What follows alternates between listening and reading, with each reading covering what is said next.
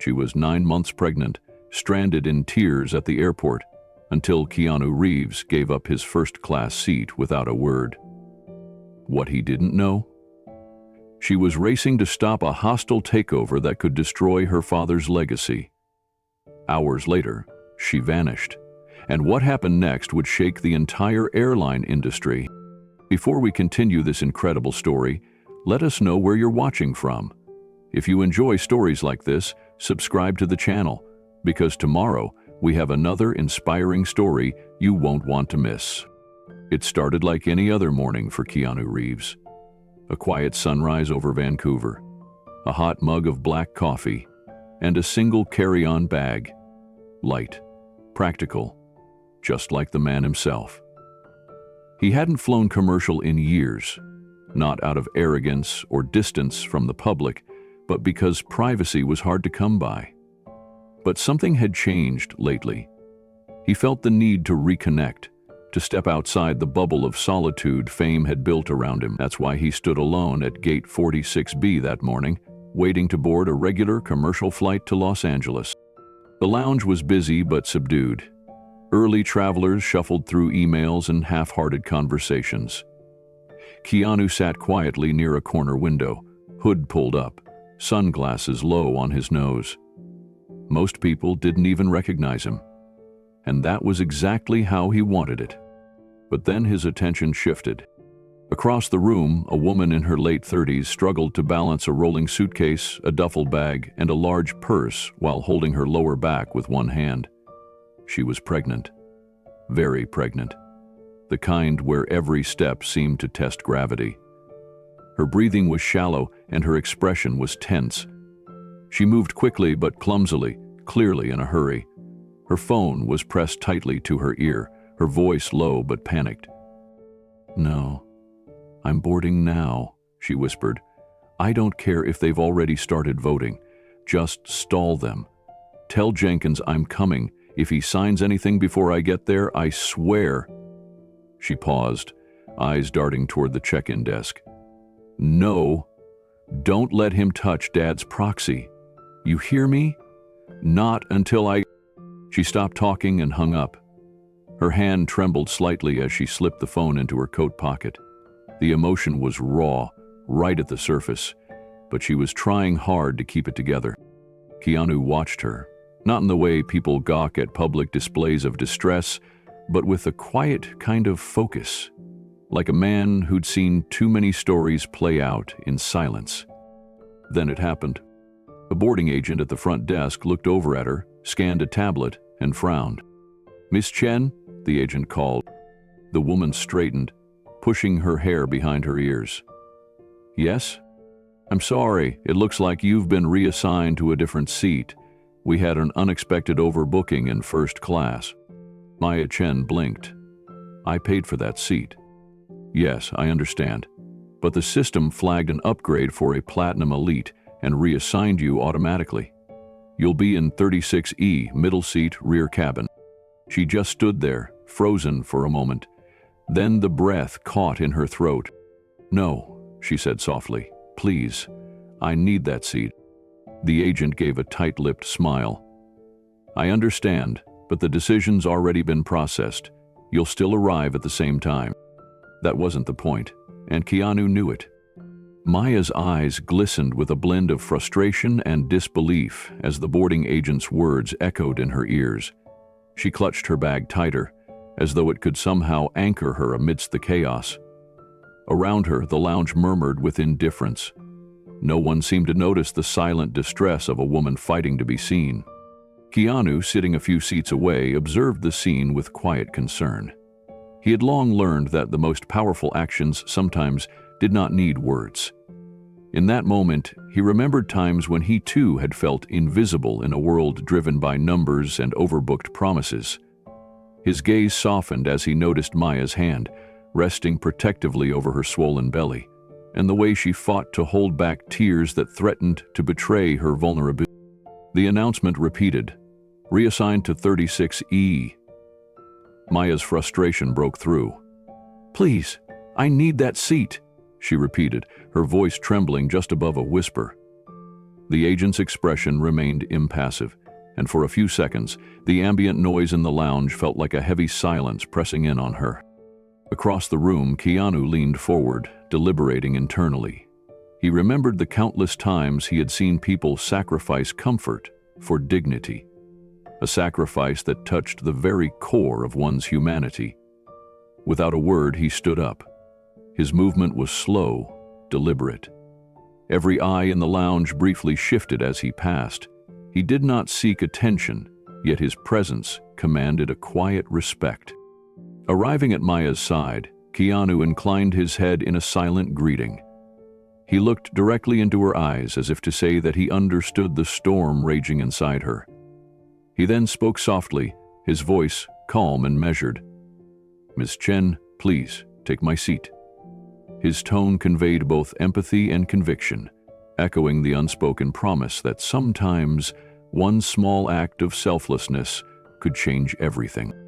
Maya's eyes widened, and for an instant she hesitated, as if unsure that this stranger could truly be offering her salvation. But the sincerity in his eyes broke her caution. I can't accept," she stammered, glancing around, fearful that others might misconstrue her need. But Keanu simply smiled. A gentle, reassuring smile that seemed to light up the dim corners of the busy lounge. "No," he insisted quietly, "you need it more." In that moment, nothing more was required. The soft nod he gave conveyed an entire world of understanding, a mutual recognition of shared humanity. Before Maya could utter another word of gratitude, the flight attendant hurried over, announcing boarding for the first-class passengers. The interruption, routine yet jarring, swept Maya momentarily away from the intimacy of their exchange. As she was gently ushered toward the jet, Maya stole one last glance back at Keanu. His calm demeanor, his selfless gesture, these images would follow her onto that flight and beyond. With no further explanation needed, he resumed his silent vigil in the back of the cabin, a quiet guardian of compassion among strangers. In those fleeting moments before boarding, the weight of disappointment and loneliness in Maya's heart lightened ever so slightly, replaced by a spark of hope and gratitude that she would carry with her throughout the challenging hours ahead. The line for boarding grew shorter as Maya stepped onto the plane, her mind still reeling. She didn't know who the man was. He had offered no name, no dramatic gesture, just a quiet exchange of kindness at a moment when she felt like the world was spinning without her. She didn't even have time to process it. The flight attendant led her down the jet bridge, her body aching with every step, her emotions flickering between exhaustion and disbelief. When she reached the first-class cabin, she hesitated. The seat was beautiful, spacious, clean, private. It looked nothing like the middle-row exile she had expected. As she slowly sat down, her hands trembled. It had been hours since she'd eaten properly, days since she'd slept without interruption. But what had truly been unraveling her wasn't physical. It was the weight of the company she was about to lose, the legacy of her father being torn apart in boardrooms while she fought for scraps of access. She glanced down at the leather pouch resting in her lap. Inside it was a thin folder. Her father's handwritten notes, charts, blueprints for a recovery plan. It wasn't a legal strategy. It was something else, something pure, a memory of the airline's beginnings when it had only 2 planes and a mission: connect people with dignity. Now, that legacy was slipping from her hands, and she was late. She pulled out her phone to check the time. The board meeting would begin in less than 3 hours. Her heart sank. Any delay would end it. She pressed her knuckles into her eyes and tried to breathe. In the rear of the plane, Keanu Reeves settled into seat 36, a middle seat between a retired schoolteacher and a large man who snored loudly as he tried to recline before takeoff. The space was tight. His knees bumped the seat in front of him. The tray table had a chip on the edge. The air had that faint recycled dryness that made you feel like you were shrinking into the upholstery. But Keanu didn't mind. He had done what felt right. He leaned back and closed his eyes briefly. But something about the woman's expression, her clenched jaw, her haunted eyes, kept replaying in his mind. He didn't know her story. He didn't need to. He just knew that when someone looks that close to breaking, sometimes one gesture can be the difference between despair and determination. Somewhere above the tarmac, as the plane began to taxi, a child cried softly, 2 rows back. Keanu turned slightly and smiled at the mother, offering her the half bag of trail mix he hadn't touched. She smiled gratefully. Meanwhile, in first class, Maya reached into her purse and pulled out a pen. On the back of a boarding pass, she began to scribble something. Not a thank you, not yet. Just a few words she couldn't say aloud. "Who are you?" she wrote. But before she could finish, the flight attendant approached. "Ms. Chen, may I offer you something to drink before takeoff?" She tucked the note into her bag and sat up straight. The moment was gone. But the question lingered. She didn't yet know that the man who had given up his seat would reappear in her life at the very moment everything seemed lost. And when he did, the world would be watching. The hum of the plane softened slightly as the cabin doors sealed shut and flight attendants made their final rounds. Maya Chen sat still in seat 2A, staring out the small oval window as the world outside grew smaller. The roar of her own thoughts was louder than the jet engines. She hadn't yet processed what had just happened. A stranger, whoever he was, had given up his seat so she could rest. That act alone had struck her like lightning, not because of the luxury of first class, but because of the timing. In a moment when she had felt invisible, someone had seen her. Really seen her. She reached for her seatbelt, fastened it across her swollen belly, and winced slightly. Her fingers moved instinctively to the tattered leather notebook in her lap. It was old, the corners curled and soft from years of handling. It had once belonged to her father, Raymond Chen, founder and former CEO of SkyNova Airlines. She ran her hand across the cover. Raymond had built SkyNova from nothing. From a tiny hangar outside of Sacramento, he had turned 2 used jets and a dream into a respected regional carrier. He believed flying wasn't just about convenience, it was about dignity, giving ordinary people access to the world. He had flown coach with his own passengers for years, always walking the aisle with a smile and handwritten notes for his team. People remembered that. The airline had once stood for something, but dreams like that didn't last forever. A few years ago, the board had pushed for aggressive expansion. Maya had been promoted to vice president of strategy, working closely with her father, who still served as chairman. But in recent months, after a rough quarter and several maintenance issues, the company's stock had dipped. That's when the whispers started about acquisition, consolidation, and restructuring. Then came the stroke. Her father collapsed in the middle of a shareholder meeting, mid-sentence. Paramedics rushed him to the hospital. He survived, but barely. His speech was slurred, his memory inconsistent. And just like that, everything changed. The board, once deferential, turned cold. She wasn't blind. They wanted her out. They wanted to sell. And they had leverage now. She had been named acting CEO only days ago, not with confidence or respect, but as a formality. Just enough power to keep up appearances while the board gathered votes behind closed doors. And now, the moment she feared was here. She reached into the side pocket of her purse and pulled out her phone. The meeting was scheduled for 3:00 p.m. in Los Angeles. It was now just after 10:00 a.m. If there were no delays, she would land, with a slim margin of time to make it. But one misstep, one delay, and everything would be gone. She turned off the phone and exhaled slowly. Her father's notebook remained in her lap. She opened it. The first page read, "Always put people first, even when it costs you, especially when it costs you." Maya turned another page in the notebook. The handwriting was slightly shaky from years of use and late-night scribbles. It wasn't a business plan, it was a living record. full of ideas, small lessons, quotes her father liked, and doodles of plane interiors. At the center of one page was a line he always repeated to her: "An airline is only as strong as the people who fly it." She had heard him say it during interviews, investor calls, even over dinner. But now, it felt more like a eulogy than a mission statement. She reached for a pen and underlined it, then paused. Her hand trembled, not from nerves alone, but from the weight of the moment.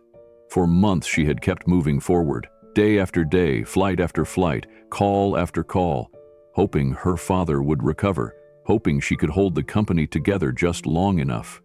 But the truth was, the board had outmaneuvered her. The chairman, William Jenkins, had once been her father's closest ally. Now he was orchestrating the sell-off to a foreign investment group that didn't care about legacy. They only saw numbers. And SkyNova's assets were worth more than its culture. She knew what Jenkins was planning. He had been calling emergency votes behind her back, convincing old board members to sign transfer agreements for executive control. It wasn't technically illegal, but it was brutal. And if she didn't make it to Los Angeles in time to stop him, they would dissolve her leadership, override her father's voting rights, and sign the company away before the ink on the merger was dry. Her fingers gripped the edge of the notebook tighter. Her belly shifted slightly as the baby kicked. That sudden, small movement caught her off guard. She closed her eyes for a second and tried to center herself. She wasn't just fighting for a company. She was fighting for the legacy of the man who had taught her how to fight. And she was doing it while carrying a child into a world she barely recognized anymore. From the back of the plane, Keanu Reeves sat quietly. He didn't know any of Maya's story, but something in her eyes, something in the way she held that notebook, had told him enough. She wasn't crying for comfort. She was crying for time. He didn't glance her way again, but his mind wandered. He thought of his own father, long gone. He thought of the people he'd lost, of the choices he had made to walk away from attention, from industry noise, from the illusion of control. But here he was again, surrounded by strangers, in the middle of someone else's storm.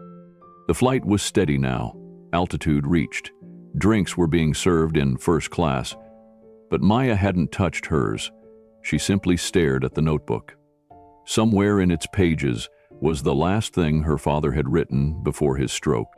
She was afraid to find it, but she turned the page anyway. The next page had only 5 words scrawled in shaky black ink.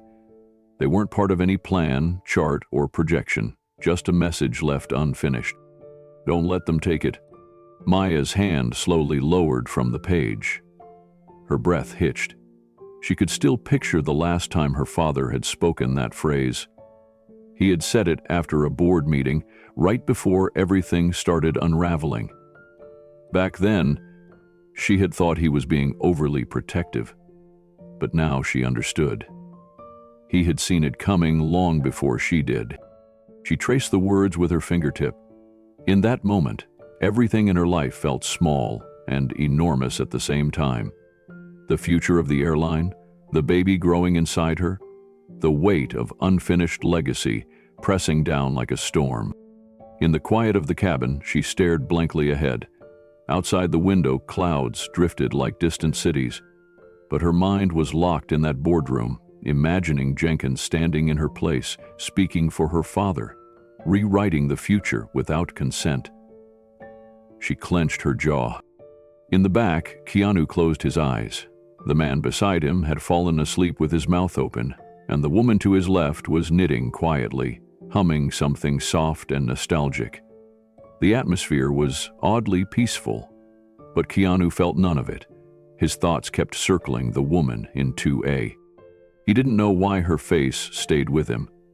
Maybe it was the way she hadn't accepted help with entitlement, or the way her thank you had been spoken like a confession. Maybe it was something else, something he couldn't explain. But he knew what it was like to feel like time was closing in, to walk into a room where everyone is smiling, but no one is really on your side. He shifted in the seat, his knees brushing the tray table again, and gave a soft sigh. He was used to discomfort, that was never the issue. What bothered him was the look people gave when someone like Maya was pushed aside, as if her urgency didn't matter. Back in first class, Maya opened her email app. Drafts lined the folder, messages she had started and never finished. One to Jenkins, full of threats and warnings. Another to the board, filled with figures and numbers. But the one she hovered over now was different. It was to her father. It began simply, "I'm trying." She hadn't sent it. She hadn't had the courage to. But now, sitting in seat 2A because a stranger had chosen to see her, she began typing again. She didn't ask for advice. She didn't make promises. She just wrote what she felt. "They're closing in. I'm afraid. But I'm not leaving the table. Not yet."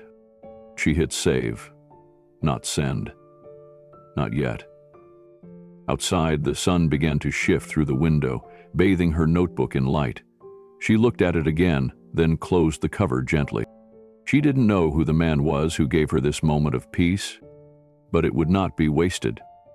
A sudden jolt rippled through the cabin, sharp enough to rattle the overhead compartments and draw a few gasps from nervous passengers. The plane didn't drop, but it veered slightly before steadying again. Maya clutched the armrest instinctively, eyes wide as the captain's voice crackled through the speakers. "Ladies and gentlemen, this is your captain speaking. We've received notice of a mechanical warning light in the cockpit. It's likely a sensor malfunction, but protocol requires us to land at the nearest available airfield for inspection. We'll be touching down in approximately 15 minutes. We appreciate your patience." The announcement landed like a hammer in Maya's chest. She turned sharply toward the window, her heart pounding. The plane was supposed to land in Los Angeles in less than 2 hours. Any delay would be catastrophic. She glanced at her watch.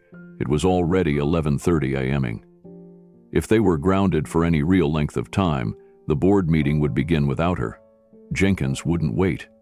He would use her absence as justification to move forward. That much she knew. The notebook trembled slightly in her lap as her hand gripped it harder. For the first time in weeks, she felt herself losing control. The pressure was too much. She pressed the call button above her seat. A flight attendant arrived, polite but clearly rushed. "Well, I need to speak to the captain," Maya said, her voice low but urgent. The attendant blinked. "I'm sorry?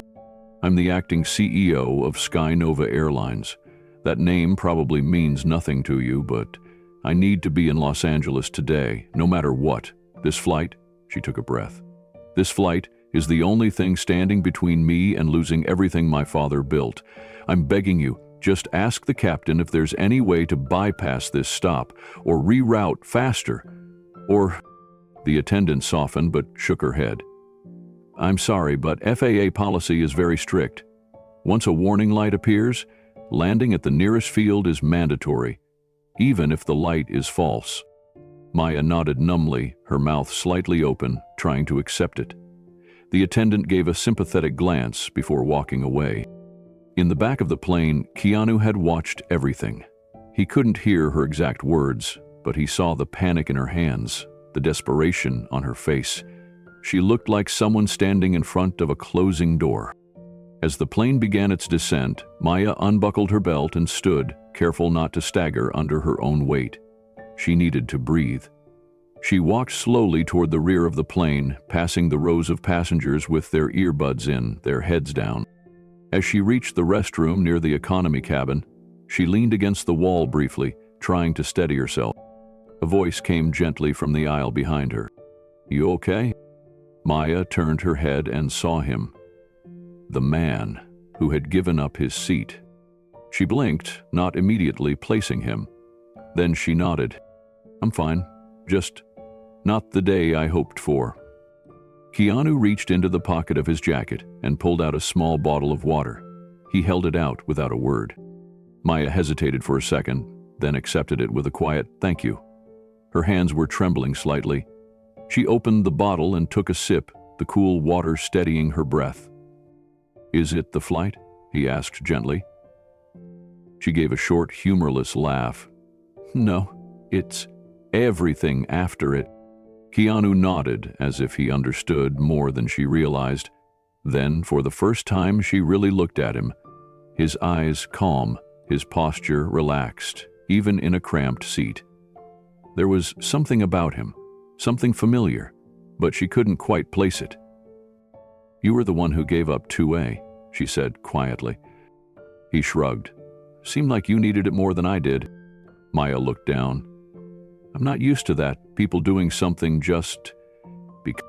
Keanu smiled faintly. "Most people do. We just forget to notice." There was a pause. Not awkward, just still. Maya took another sip of water, then leaned back slightly against the wall. "Maya," she said. "I know," Keanu replied softly. Her brow furrowed. "You know?" "I recognized your last name," he said. "Chen, SkyNova." She stiffened slightly, not out of vanity but reflex. In the last few months, her name had only appeared in headlines tied to failure, missed earnings, leadership transitions, boardroom rumors. "I saw an article," he continued, reading her expression. "Something about the board forcing a vote, your father recovering from a stroke, you trying to keep the company from being carved up." Maya nodded slowly, surprised, not by his recognition, but by how gently he spoke about it. "It's all true," she said, "and I'm about to lose the vote because we're grounded in the middle of nowhere." Keanu reached into his pocket again and pulled out his phone. "Do you need access?" he asked. "Hotspot still works, even out here. Cell tower's close enough." Her eyes widened. "Wait, you have signal?" "Barely, but enough." She hesitated. "I have my own phone, but I couldn't get through. I just need to get a message out to one of my team members. If they can delay the start by even 30 minutes. Keanu handed her the device. "Go ahead, no rush." Maya took it carefully, her fingers brushing his. She moved toward an empty fold-down jump seat near the galley, sat down, and began typing furiously. Keanu stayed nearby but gave her space. He didn't need to know the details. It was enough to know that, for whatever reason, the universe had grounded both of them in the same moment.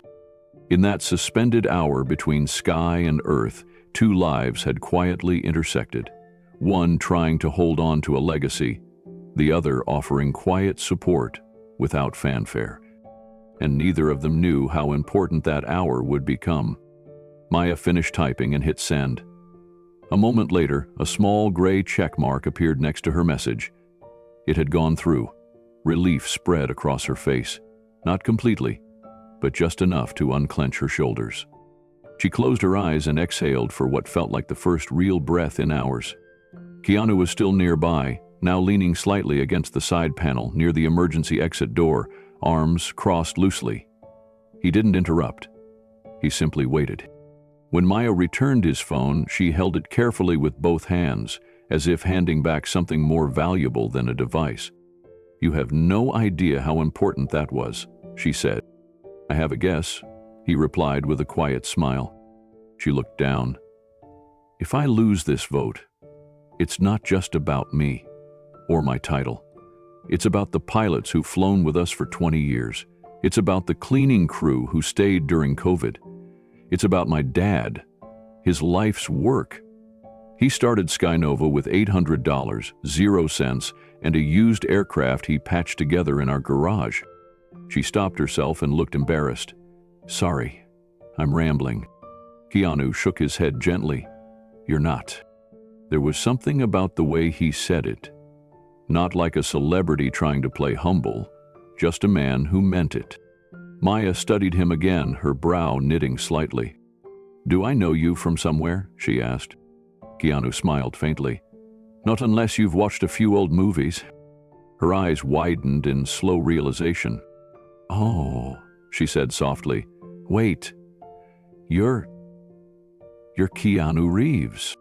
He gave a small nod, almost sheepish. She let out a breathless chuckle. "I can't believe I didn't recognize you until now." "It's okay," he said. "Most people don't when I'm wearing an economy seat and a hoodie." They both laughed gently. The tension cracked open for a moment, replaced by something lighter. Not joy exactly, but humanity. The cabin lights dimmed slightly as the plane taxied along the runway toward a hangar. Out the window, nothing but low hills and a scattering of service trucks. They had landed somewhere in the desert, not quite nowhere, but close. Maya clutched her notebook again. "You think they'll fix it in time?" she asked. Keanu looked thoughtful. "Planes like this, they're built with backups. Odds are it's a sensor issue. They'll reset it and clear the flight within the hour." She nodded, then sat down on the jump seat again, as if her legs had given up the fight. He added gently, "But if not, we'll figure something out." Her head tilted. "We?" Keanu gave a one-shoulder shrug. "You're not the only one who believes in finishing what someone else started." Maya looked at him for a long time, and for the first time since her father's stroke, she didn't feel alone in the fight. The plane might have been grounded, but something else had just taken off. The repairs didn't take long. A technician reset the cockpit sensor. Within 45 minutes, the captain announced they were cleared for takeoff. The engines rumbled back to life. The jet rolled out toward the dusty airstrip, now shimmering in the early afternoon heat. Maya returned to her seat in first class, her hand still gripping the notebook. She had managed to delay the board meeting by 1 hour. It wasn't a solution, but it gave her a sliver of time, and that was all she needed. As the plane lifted into the sky again, she closed her eyes and leaned back, her mind racing. Her phone sat idle in her lap, waiting. She picked it up slowly and opened her email app again. The same draft sat there, unchanged since earlier that morning. She stared at the blinking cursor.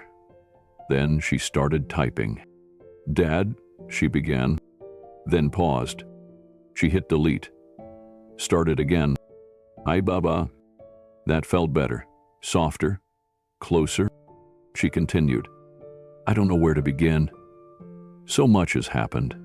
So much is slipping out of my hands. Jenkins has convinced nearly half the board to transfer your voting shares. He's trying to spin your stroke into a story of succession, and I can't stop them. I'm trying, but the pressure is growing from every side." She stopped again. Her thumb hovered over the screen. She deleted the last few lines and started over. "I know you trusted me. You always said I was tougher than I looked, but lately, I don't feel tough. I feel tired. I feel scared. I feel like I'm carrying your entire legacy and watching it break apart in my hands." Another pause. Her vision blurred slightly. She blinked, wiped her cheek quickly, and kept typing. "Sometimes I wonder if I was the wrong person to lead this. Maybe Jenkins is right. Maybe I'm in over my head. Maybe being your daughter doesn't make me worthy to fill your shoes." She stopped again, the words like thorns in her chest. Her hand pressed to her belly, feeling a faint kick. "I don't want to let our people down," she whispered aloud. Back in economy, Keanu sat quietly, watching the back of her head from several rows away. He couldn't see her screen, but her body told the story. Shoulders slumped, fingers still, the quiet ache of someone trying to speak, but unsure if the world is still listening. He turned toward the window. His reflection stared back, vague and distorted. He thought about the times he should have spoken up, and didn't. Times he let fear or comfort stop him from standing beside someone who needed it. Times when silence cost more than anyone realized. Now, watching Maya, this woman who had every reason to give up but hadn't, he felt something stir. Not obligation, but recognition. Maya was still staring at the screen, the draft unsent. The email read like a confession, a quiet plea for forgiveness, wrapped in boardroom updates and buried emotion. But the truth was, it wasn't just an update for her father. It was a mirror, reflecting everything she had held in for weeks. All the decisions she questioned, all the anger she hadn't voiced, all the nights she spent awake wondering if she was strong enough. She added one more line. believe he'd be proud of me right now." Then she stopped typing.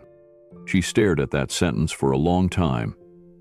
The plane was climbing toward cruising altitude again, but her thoughts stayed grounded, heavy.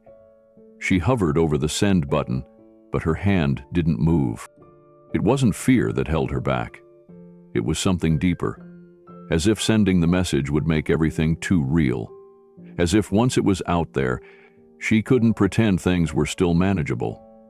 The moment she hit send, her father would know, and knowing would break him. She saved the draft again and tucked the phone away. Into the rear of the plane, Keanu Reeves closed his eyes, letting the hum of the engines drown out his thoughts. But his mind kept circling. There had been moments in his life when he was surrounded by people, but had never felt more alone. The silence after a loss, the empty trailers after a film wrapped, the interviews that danced around real questions. In those moments, he had learned to disappear in plain sight. But lately, something had changed. Maybe it was age. Maybe it was watching the world grow louder and colder.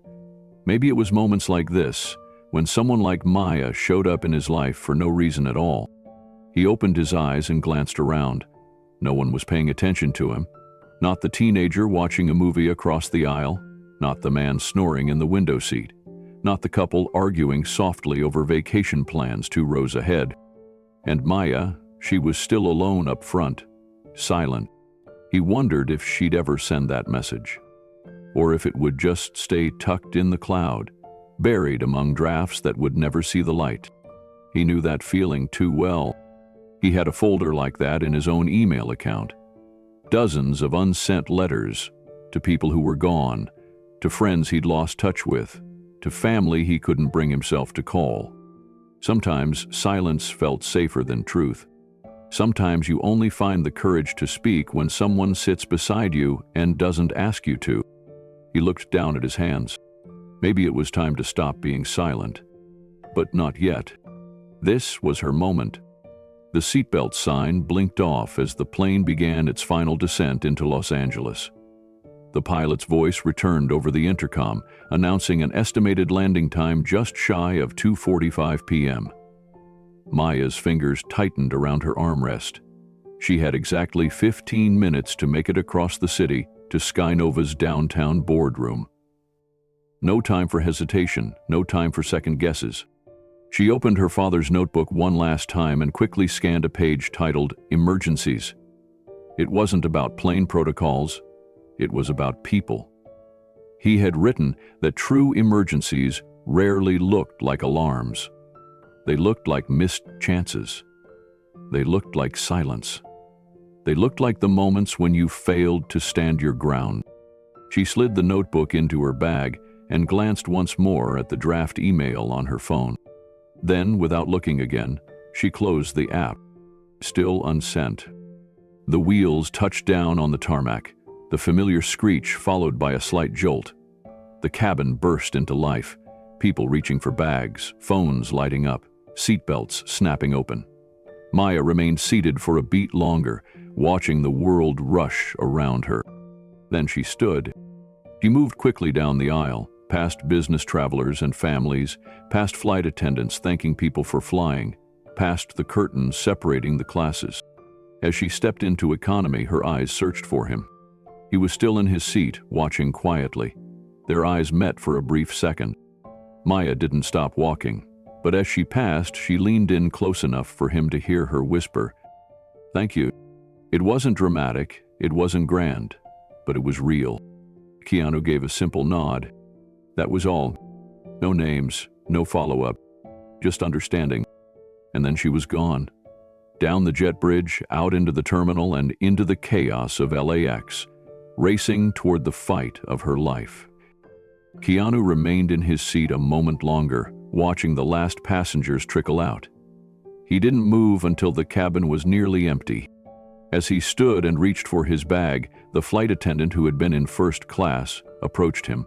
She had seen the whole thing, the seat exchange, the water, the quiet glance. "That woman," she said, "she looked like she was carrying the weight of the world." Keanu smiled faintly. "She was," he said, but she's stronger than she knows." He walked down the aisle and off the plane, his steps unhurried, his presence invisible again. Some acts of kindness are never seen by cameras. Some flights change more than destinations. And sometimes, the most important message isn't the one you send. It's the one you're still brave enough to write. The ride from LAX to downtown Los Angeles was a blur of sirens, honking, and red lights that turned green just in time. Maya had jumped into a black car service without waiting for the trunk to close. Her driver, sensing the desperation in her voice, didn't ask questions. He just drove like the city was burning behind them. By the time they pulled up to the SkyNova headquarters, Maya's hands were shaking. She didn't wait for the valet. She bolted through the revolving doors and into the marble-floored lobby, where the elevator button lit up under her thumb like it had been waiting for her. The ride to the 41st floor felt slower than the flight itself. When the doors opened, she stepped out into a silence so dense it was suffocating. The boardroom was just beyond the glass wall. Inside, 12 men and 2 women sat around a long table. Papers were shuffled. A tablet glowed in front of William Jenkins. Her seat, her rightful place, was empty. She pushed the door open without knocking. Everyone turned. "Maya?" Jenkins said, his voice tight with surprise but not concern. "We thought your flight had been grounded." "It was," she replied, breathless. "But I'm here now." "You're 12 minutes late," he said coolly, tapping his watch. "The vote is already in progress." "That vote is invalid," she snapped, stepping fully into the room. "I still hold proxy for my father's shares. You didn't wait for him, or me. That violates the charter." Jenkins gave a small, fake smile. "The charter says voting members must be present or accounted for. We received a medical affidavit this morning declaring your father incapacitated. His shares were deemed temporarily non-voting." Maya's heart stopped. "You had that filed behind my back?" "We followed procedure." "No," she said, her voice shaking but clear. "You manipulated it." One of the board members, a sharp-looking man from the investment group, leaned back in his chair and folded his arms. "This is emotional," he said, "but irrelevant. Your father built something great. That era is over. We're offering a buyout that ensures solvency and expansion. What you're doing is resisting progress." Maya stepped forward, setting her notebook on the table. "This isn't about resisting," she said. "It's about remembering. My father didn't build SkyNova for investors. He built it for people. Pilots who knew every passenger's name. Engineers who knew every bolt by heart. This company runs on loyalty, not spreadsheets." The boardroom fell quiet. She flipped open the notebook and turned it toward them. This was the last thing he wrote before his stroke. 5 words. "Don't let them take it." That's not sentiment. That's leadership. Jenkins sighed and tapped his pen. "You don't have a seat at the table anymore, Maya," he said. "Your authority ended the moment the power of attorney was revoked." Her jaw tightened. She glanced around. No one met her eyes. "I'm not asking you to give me power," she said. "I'm asking you to have a conscience." The room stayed silent, but not in a way that gave her strength. It was the silence of calculation, of people wearing numbers over names, of board members who had already decided which side of history they wanted to land on. And it wasn't hers. Jenkins tapped on his tablet and looked up, feigning sympathy. "I'm truly sorry, Maya, but we have to move forward." He turned to the rest of the table. "Let's proceed with the vote. All those in favor of transferring controlling interest to Horizon Capital Group?" Hands went up. 1, 2, then 5, then 8. Maya felt like she was falling through the floor.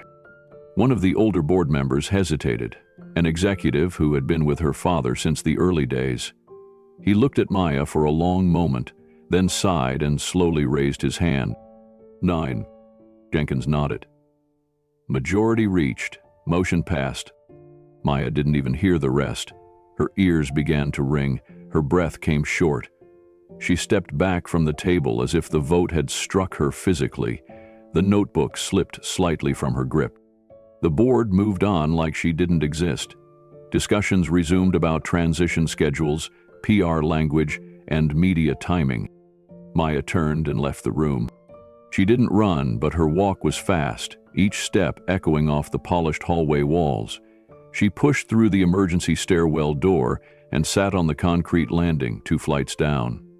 No one followed. The tears came hard and fast.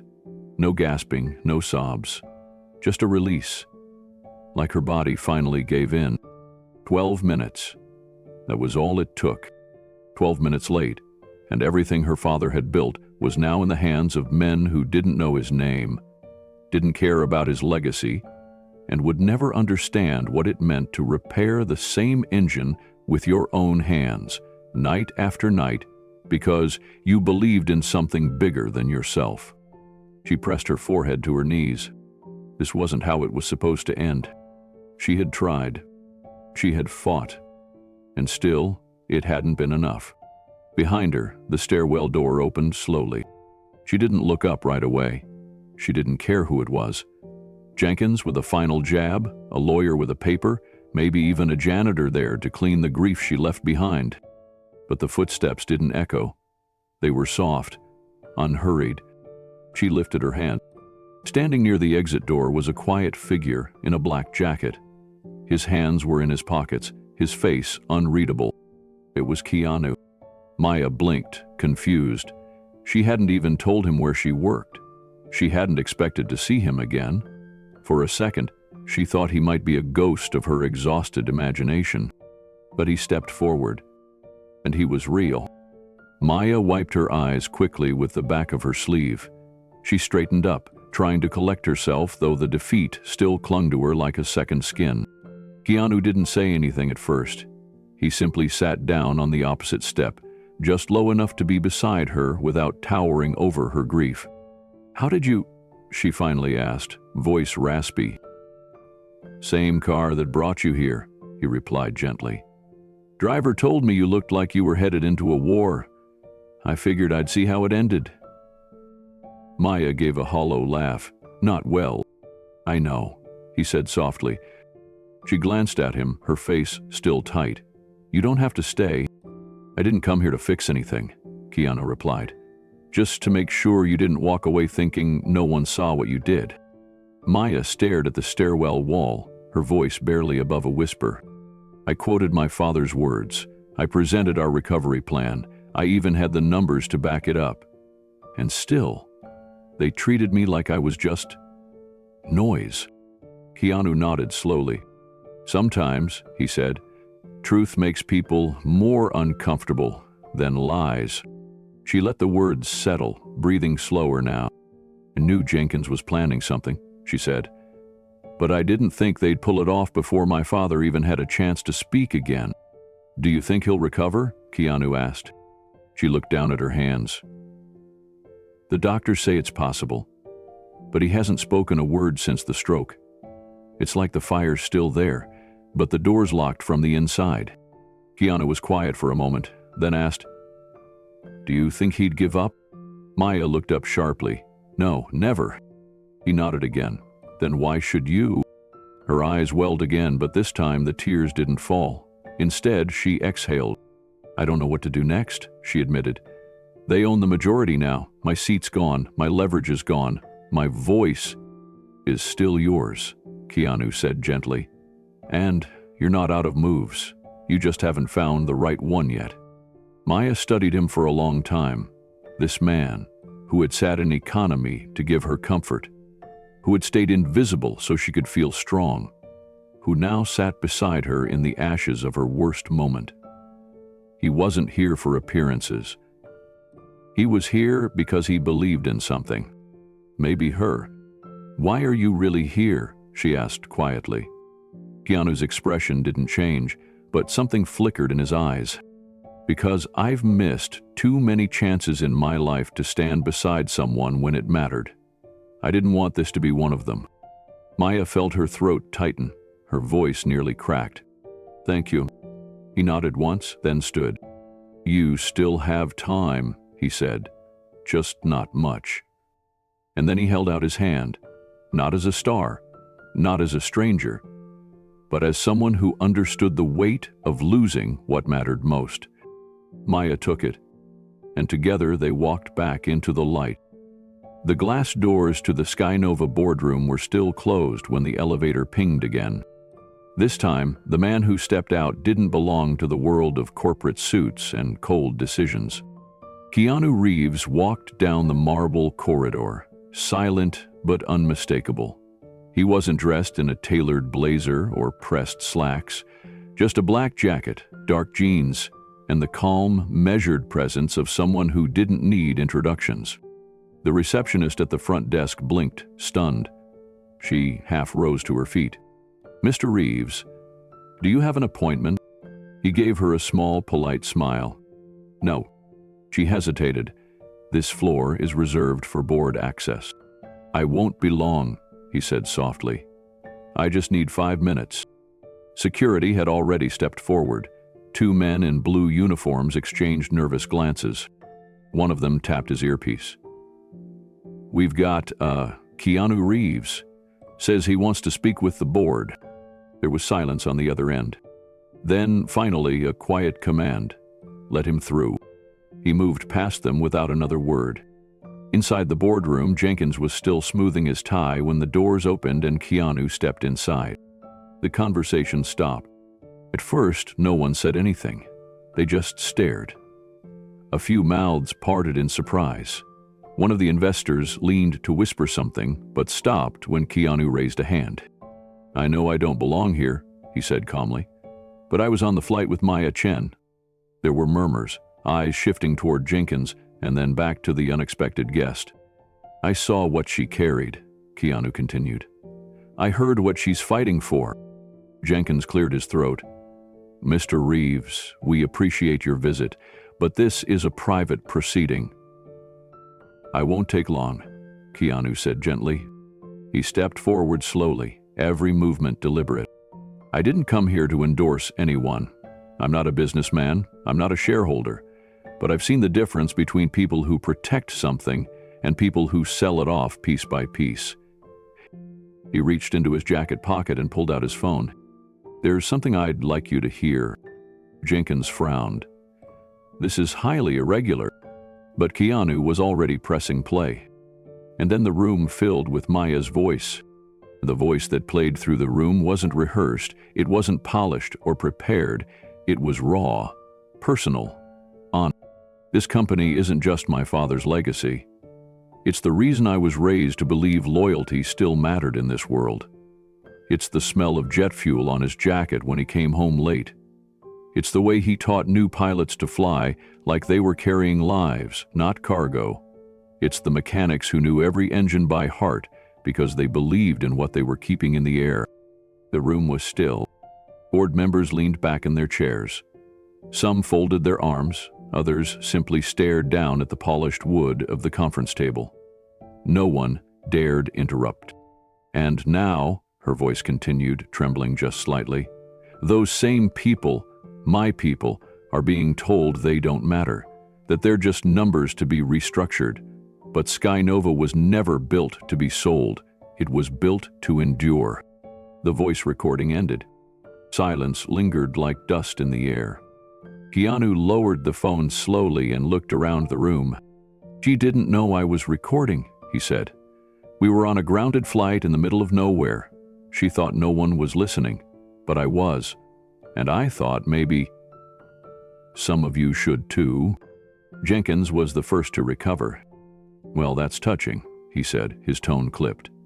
"But this board operates on strategy, not sentiment. I appreciate your celebrity interest, Mr. Reeves, but this isn't a film set. This is real business."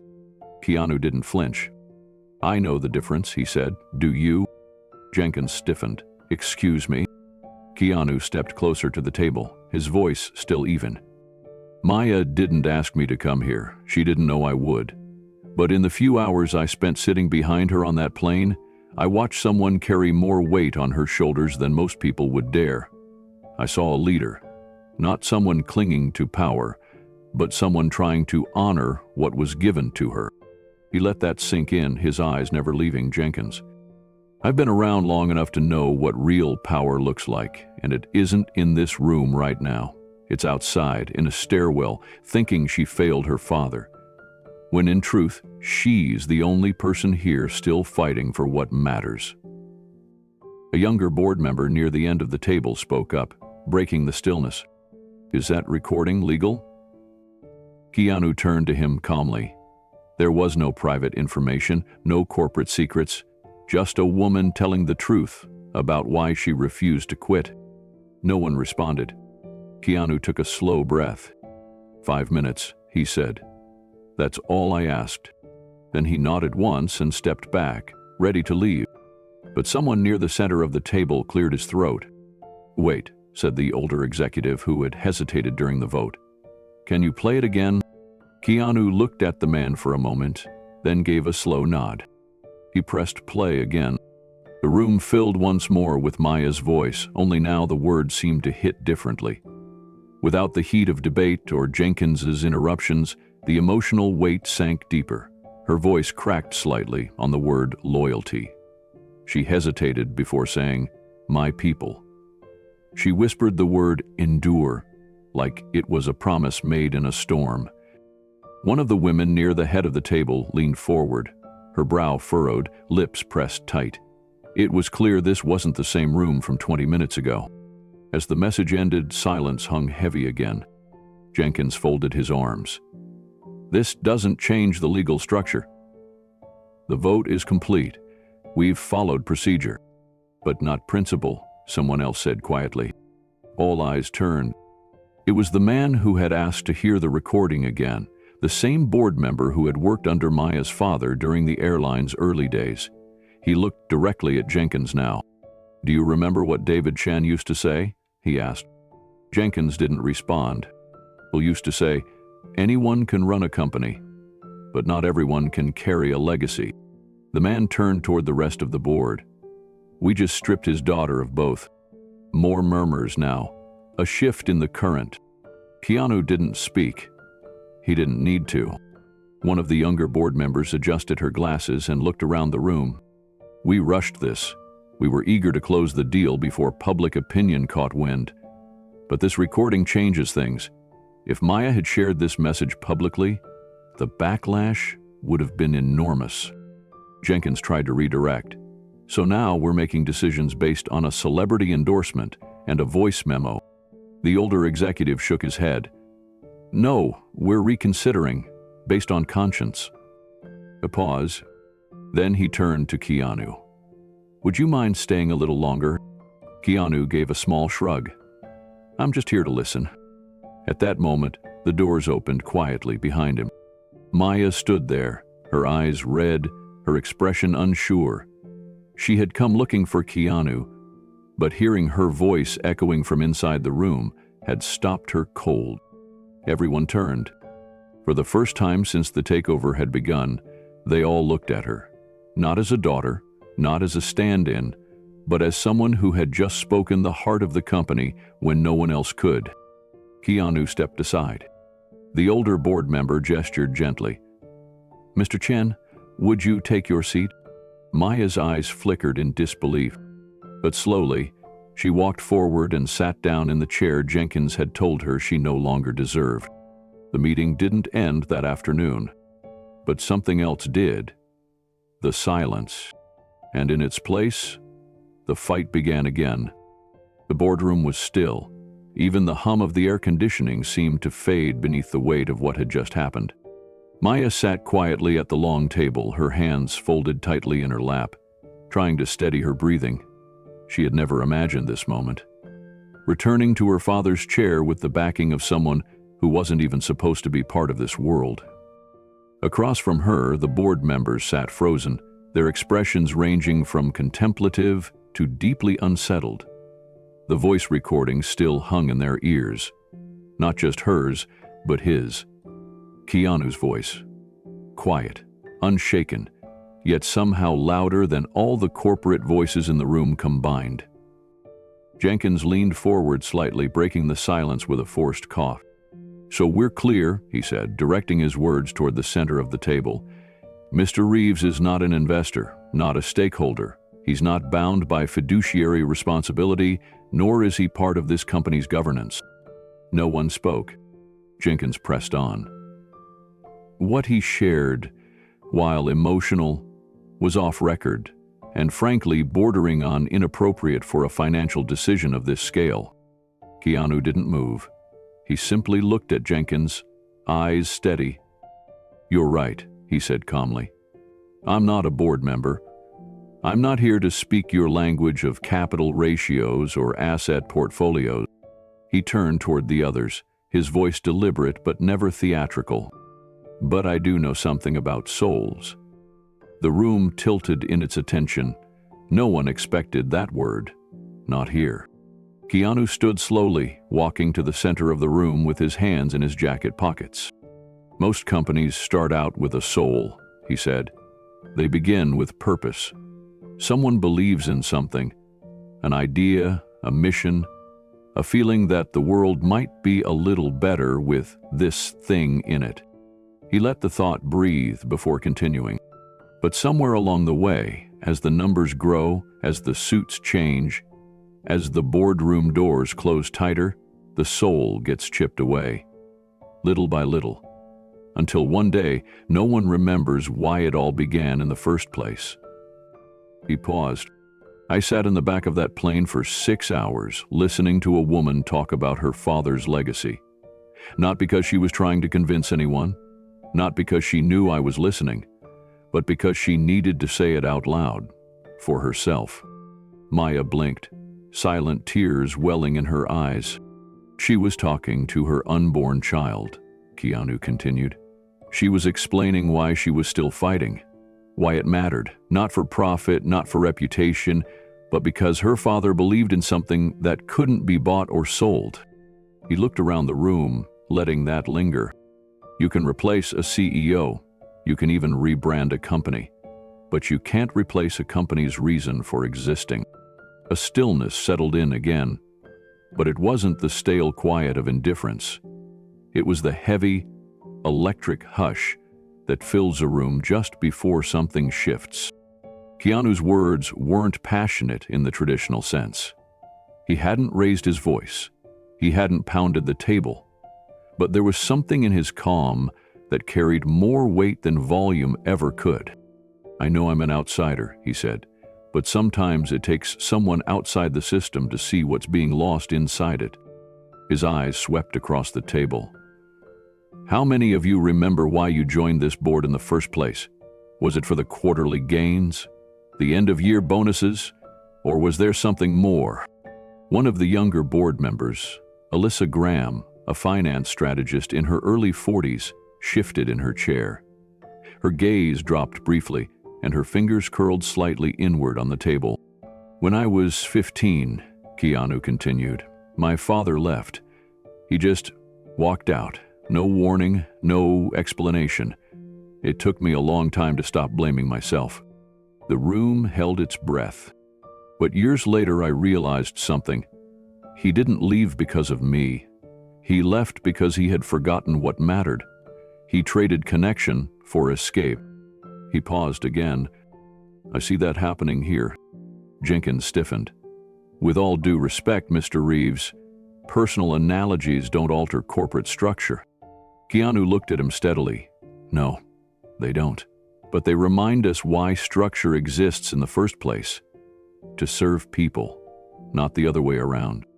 Maya watched, stunned. She hadn't known this side of him. She barely knew him at all. But the man standing in front of these billion-dollar decision-makers wasn't performing. He wasn't trying to charm or sway. He was trying to hold on to something fragile and disappearing, the soul of a legacy. The older board member who had asked to replay the recording, Harold Lindell, cleared his throat. "I've been on this board since 1991, he said slowly. "David Chen used to call me late at night just to talk about new fuel efficiency models. He once spent an entire Christmas Eve rebooking passengers by hand when the system crashed. And I watched him cry the day we lost a mechanic to cancer because he said, That man gave his heart to our wings. He looked around the room, his voice growing firmer. We didn't build this company to sell it off in pieces. We built it to serve. That used to mean something. A murmur moved through the room. Elisa looked up. I want to change my vote. All eyes turned to her. I voted yes to the acquisition, she said, because it was clean, fast, profitable. But I listened to that recording, and I heard something I hadn't heard in a long time. Conviction. And I think we've undervalued what that's worth. Jenkins leaned forward, alarm flashing in his eyes. Let's not overreact. But Harold cut in. I'm changing mine too. The temperature in the room had shifted, not physically, but morally. What had once felt like a locked vote now rippled with second thoughts and buried loyalties rising to the surface. Harold folded his hands and looked at Jenkins with the quiet authority of someone who'd seen too much to be intimidated anymore. You pushed this vote before Maya even had a chance to speak, Harold said. You framed it as a necessity, a survival move. But it wasn't. It was a shortcut. And shortcuts are how companies lose their compass. Another board member, Luis DeMarco, head of logistics, leaned forward. I remember when David called me in the middle of the night because he heard a cargo loader was injured. No press, no report. He just showed up at the hospital with coffee and a handwritten note for the man's wife. He looked around the room. I haven't seen that kind of leadership since. Until today. Jenkins stood abruptly, his chair screeching behind him. This is not how we conduct business. We don't take advice from actors with emotional recordings and walk back binding votes. Keanu met his gaze calmly. Maybe the problem isn't that it was emotional. Maybe it's that you've forgotten how to feel anything at all. Jenkins opened his mouth, but nothing came out. Alyssa tapped her screen and spoke again. 3 votes reversed. That brings the total to 9 against the acquisition. Jenkins stepped back, his face paling. That's not possible. We had the numbers. But you lost the reason, Maya said softly. Everyone turned toward her again. She had remained quiet throughout, watching the dominoes fall in silence. But now her voice rang with something deeper. Clarity. My father didn't start SkyNova to compete with the giants, she said. He started it to fly people home, to make things personal again. That was his purpose. Her eyes swept the room, and I think some of you still remember what that felt like. No one interrupted her. She looked at Keanu. You reminded them? Keanu gave her the faintest smile. Luis leaned back in his chair and folded his arms. If this room still believes in that purpose, then the acquisition stops today. A slow round of nods followed. Not everyone, but enough. Jenkins looked around, realizing the tide had turned, and for once there was nothing to salvage. No quick maneuver, no last-minute pivot. He had underestimated the one thing his numbers couldn't measure: belief. He slumped into his chair, defeated. Maya turned to the board. I'm not asking you to hand me control. I'm asking you to stand for something bigger than profit. Let us rebuild this the way it was meant to be, together. A pause. Then Harold nodded. Let's reopen the floor. And just like that, the impossible began to unravel. Because one quiet man in a black jacket chose to speak when it counted. The hospital room smelled of antiseptic and silence. Monitors blinked quietly, their rhythms steady but fragile. Sunlight spilled through half-closed blinds, casting long beams across the foot of the bed. David Chen, founder of SkyNova Airlines, lay propped against white pillows. The strong face once seen in press conferences and flight decks now bore deep creases and soft hollows. A week ago, a sudden stroke had stolen his speech and much of his movement. But his eyes remained fiercely aware. The door opened softly. Keanu entered without ceremony. He didn't carry flowers or gifts, just a presence that made the sterile air feel less empty. Maya rose from her chair at her father's side, exhaustion still written across her features, but her posture lighter than it had been just hours earlier. She gave Keanu a small nod, then stepped back. David's gaze moved slowly toward the man standing by the bed. For a moment, they simply looked at each other. Then David's hand, frail and trembling, lifted off the blanket. His fingers curled slightly, beckoning. Keanu stepped forward and gently took his hand. The grip was weak but purposeful. David's lips parted. It took effort to speak. His voice was little more than a whisper, the breath behind it fragile. "You were my favorite actor." Keanu smiled gently, eyes soft. "Thank you." David exhaled, his grip tightening just slightly. "But what you just did, that's what my company stands for." Keanu didn't respond right away. He didn't need to. Maya stood nearby, her eyes glistening. This was the moment she had wished for. The chance for her father to know she hadn't failed him. Keanu leaned slightly closer. "You raised a fighter." David's lips twitched. Not quite a smile, but close. "She told them the truth," Keanu continued, "and they listened. Because it was real, because you built something worth defending." David blinked slowly, and a single tear traced down his temple. His throat tightened, and for a moment it looked like he wanted to say more, but the words wouldn't come. So instead, he closed his eyes and let the presence of his daughter and a stranger who had defended her fill the room. Maya moved to the nightstand and picked up her phone. "There's something I never sent," she said quietly. She tapped the screen, pulled up the draft, and held it out to Keanu. He took it and began to read. The email was raw, wounded, honest in a way few corporate messages ever are. It detailed how the boardroom had turned on her, how fear had almost made her give up, how she didn't know if she was protecting her father's dream or chasing ghosts, how she missed his voice, his advice, how she just wanted to know she hadn't let him down. Keanu read it all. No interruptions, no reactions. When he finished, he looked up at her, then over at the man in the bed. "Your father's legacy isn't the airline," he said. "It's you." Maya stood frozen for a moment. Her breath caught halfway between disbelief and something deeper. Relief. The sentence echoed in her mind. Her father's legacy wasn't the airline. It was her. She had been trying for weeks to hold everything together, the company, the staff, the board, her father's image, while also growing life inside her. But it wasn't until Keanu said those words that something finally unlocked.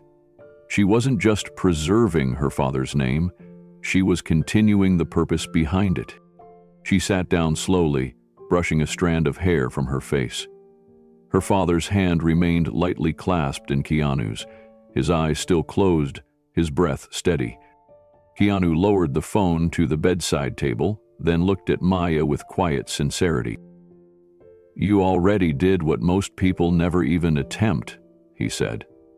"You stood up when it was easier to walk away." Maya's voice was soft. "I almost didn't. If the flight hadn't been delayed, if you hadn't been on it." "But I was," Keanu said simply. She shook her head slowly, wiping her eyes. "I wasn't ready. I didn't feel strong enough." Keanu glanced at the screen of the heart monitor. "You don't have to be ready to do the right thing. You just have to be willing." Maya looked at her father. The strong hands that once held flight logs and company memos now trembled with every motion. But he had led with integrity. She had seen it as a child, and she had carried it into the boardroom without even realizing how much of him lived in her. "I kept that email hidden," she said, "because I thought it was too emotional, too vulnerable, and I didn't want to look weak." Keanu smiled faintly. "But it wasn't weakness. It was the truth. And truth has gravity." Outside the window, a plane passed in the distant sky, its trail streaking across the clouds. Maya looked at it in silence. "When I was 8, he let me sit in the jump seat of one of the regional flights. I remember how calm he looked, how certain." "You made a lot of people feel that today," Keanu said. She exhaled slowly. I don't know what's going to happen next, she admitted. Keanu nodded. No one does, but you bought time, and sometimes time is everything. She turned toward him. Why did you help me? You didn't even know me. He gave a small shrug. I saw someone who cared more than most. That matters. She studied him for a moment. Most people would have just stayed in their seat. I'm not most people, he replied, a soft smile tugging at the corner of his mouth. Maya laughed gently, wiping her eyes again. David stirred slightly in the bed. His fingers reached again, this time brushing lightly over the side of Maya's wrist. She leaned in. I'm still here, Dad. We didn't let them take it. His mouth didn't form words, but his eyes opened once more, and this time they looked directly at her, full of pride and peace. 3 weeks later, the SkyNova headquarters looked different. Not from the outside. Its sleek silver panels still caught the morning light in the same angles, but inside the shift was unmistakable. Maya Chen stood at the head of the executive conference table. This time not as a desperate daughter trying to hold the line. She stood now as the officially appointed CEO of SkyNova Airlines, unanimously voted in after the reversal of the acquisition deal. She wore a navy blue blazer that had once belonged to her mother, a subtle nod to legacy, to strength carried forward. The room was filled with executives, managers, and team leaders from every department. But what made this meeting different wasn't just the attendees. It was the tone. There's no magic fix, Maya said, her voice steady. The challenges we face as an airline aren't going away, but how we face them will change.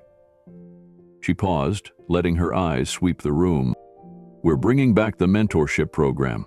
We're restoring full health benefits for mechanics and cabin crew, and every department will now be required to spend at least 1 day a month with the teams they support, from operations to administration.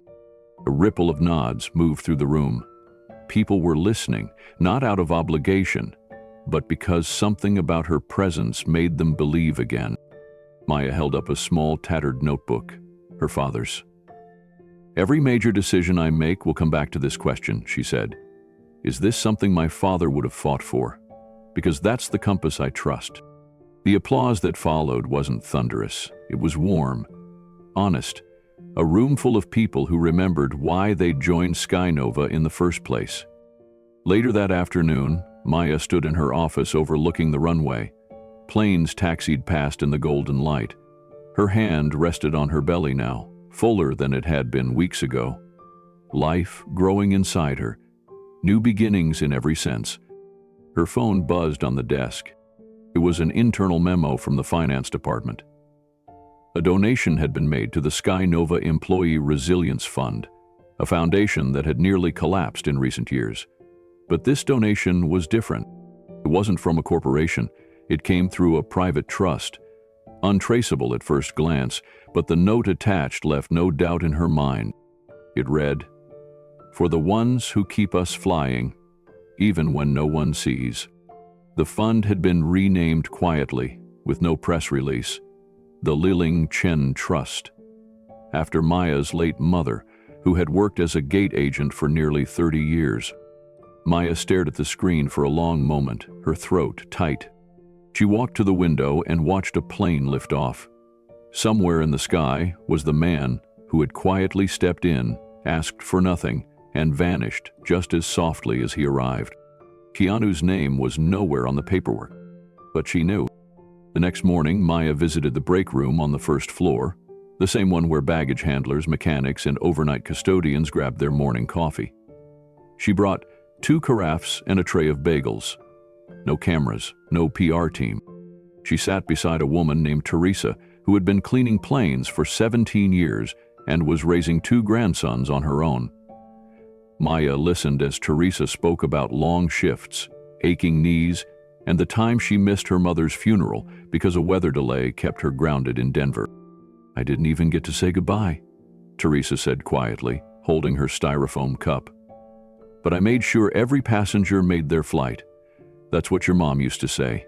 Get him there, no matter what it takes. Maya swallowed hard. She said that every morning before putting on her lipstick. Teresa blinked. Liling was your mother? Maya nodded. Teresa reached out and covered Maya's hand. She helped me get my first raise. Said if they wouldn't listen to me, they'd have to listen to her. They both laughed softly. That day, Maya visited every floor, not as a CO giving a tour, but as someone reconnecting with the heartbeat of the company. She asked more questions than she answered. She wrote everything down. And at the end of the day, she stood in the old break room where her mother used to eat lunch, with a carton of rice and a thermos of green tea, and she whispered, "I'm doing it, Mom. I'm really doing it." Meanwhile, across the country, Keanu sat in a small cafe off Sunset Boulevard. No one recognized him. He wore a black hoodie, a quiet expression, and was halfway through a paperback novel. His phone buzzed. A single message from a number that wasn't saved. It read, "She's rising. You were right. Thank you." He smiled faintly, locked the phone, and tucked it away. He didn't need a headline. He didn't need applause. He had done what he could when it counted. And that was enough. Back at SkyNova, Maya unveiled a new initiative during the next employee town hall. "We're launching a childcare stipend for single parents in the company," she said. "It's funded entirely through the Maya Chen Trust." Gasps echoed through the room. Maya paused, letting the announcement sink in. "My mother spent her life working in this industry. She believed people deserved more than policies. They deserved support, dignity, and I intend to honor that belief." The room erupted in applause, but Maya looked down for a moment, collecting herself. Afterward, one of the ground supervisors approached her. "You know, we all figured you were going to be like the last CEO, numbers first, people later." Maya smiled. "My mother wouldn't have let me live that way." He chuckled. "Neither would your mystery donor, I guess." Maya's eyes sparkled with something deeper than gratitude. "Some heroes don't want their names in lights." He nodded. "Still, whoever he was, he saved a lot more than a seat." She turned to the window again where another plane rose into the sky, and for the first time in weeks, Maya let herself breathe freely. The rain tapped gently on the windows of Keanu's small studio tucked in the hills just outside Los Angeles. The lights were dim. No scripts on the table, no cameras. Just a quiet room filled with books, a well-worn guitar, and a single envelope resting on the wooden desk. Keanu sat with the envelope in his hand. The seal had been broken weeks ago.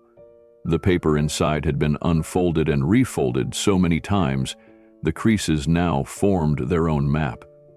But still, he held it with the reverence of something sacred. It wasn't a thank you note. It wasn't fan mail.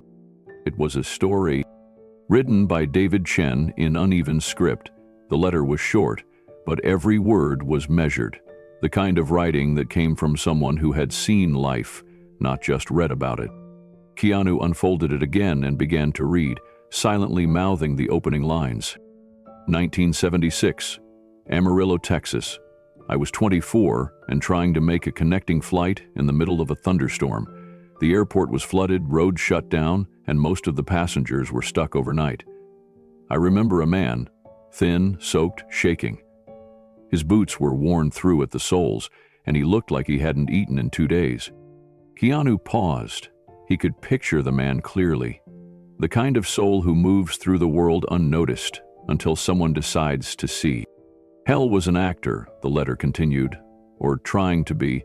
Said he'd hitched from New Orleans chasing a theater gig in Santa Fe, but he'd lost his wallet, no ID, no ticket. He was going nowhere. The words pulled Keanu deeper, like a tide quietly rising around his chair. I didn't have much then, David had written. Just a job on the tarmac and a studio apartment across from the hangars. But something about him, maybe the silence in his voice, made me offer him shelter. Keanu stopped there, letting the sentence sit in the air. He remembered what Maya's father had said in the hospital, struggling through his stroke to say the words, It wasn't praise for Keanu's career or gratitude for stepping into the boardroom. It was simpler. What you just did, that's what my company stands for. He understood it now. Back in 1976, a man without power had given what little he had to someone even more lost. No expectation, no repayment. And here he was, decades later, reading the memory in the form of a letter pressed into his hands just days before the man's condition worsened. The letter continued. We shared canned beans and weak coffee. He told me he wasn't sure if acting was for him anymore. Said the world didn't care. I told him the world never would, but that didn't mean he shouldn't. Keanu leaned back in his chair, the edges of the letter trembling slightly between his fingers. So many years, so many roles. He had walked into studios and interviews, sat on red carpets and beside grieving strangers. He had said 1,000 things in public, but he had never spoken these words out loud. The world never would care, but that didn't mean he shouldn't. Keanu folded the letter again, more carefully this time, and placed it back inside the envelope. He didn't seal it, he never did. Some letters weren't meant to be closed. They were meant to be returned to, lived with, carried. His eyes drifted toward the window. The rain had slowed to a mist. Trees swayed gently in the breeze, their shadows moving across the floor, like reminders that time never stops. He thought about the actor in that letter, a man whose name had been lost to time, but whose story had become something larger. A man who might have disappeared completely had it not been for one person who gave him warmth, a dry place to rest, and a reason to believe. That man wasn't Keanu. But the story had somehow traveled through the decades until it landed in his hands. And now it lived in him. He walked over to a wooden box tucked beneath the shelf near his books. It was filled with mementos, old concert tickets, Polaroids from movie sets, a necklace once given to him by a fan in Tokyo, and now, resting at the very top, David Chen's letter. He placed the envelope gently among the others. Above it, he laid a small slip of paper. It was a boarding pass, economy class, flight 417, Vancouver to Los Angeles. He had kept it, not for the memory of the plane ride, but for what happened when he left his seat behind. Maya had changed the fate of her family's airline. She had stepped into a legacy with strength that few could have imagined, and done it while carrying a child, grieving a fading father, and confronting a wall of doubt. But she hadn't done it alone, and neither had he. Keanu sat again at his desk, this time not with the weight of reflection, but with quiet gratitude. He thought of Maya's words in the hallway after the boardroom vote. She had looked at him, disbelief in her eyes, and said, "You didn't have to show up." He had simply answered, "Neither did you, but we both did." The silence in the room now felt warm, not hollow. He picked up a pen and reached for a blank card from his drawer. He didn't know if he'd ever send it, but he began to write anyway. To David Chen, he wrote, "Your story didn't end in that apartment in 1976. It lived through your daughter. It lived through every person who ever stepped onto one of your planes, with no idea who had fought for their safety. And it lives now, with me." He stopped, looked at the words. Then he added, "Kindness isn't just something we pass on. It's something we answer when it finds its way back." Keanu put the pen down and exhaled. There was no audience, no script, just one man, a letter, and the quiet knowledge that the smallest decisions, offering a seat, over, say, a door, sharing a meal, could stretch across decades and return in ways no one could predict. Some stories didn't end. They simply circled the sky until they found someone ready to land them. It started with a blurry photo.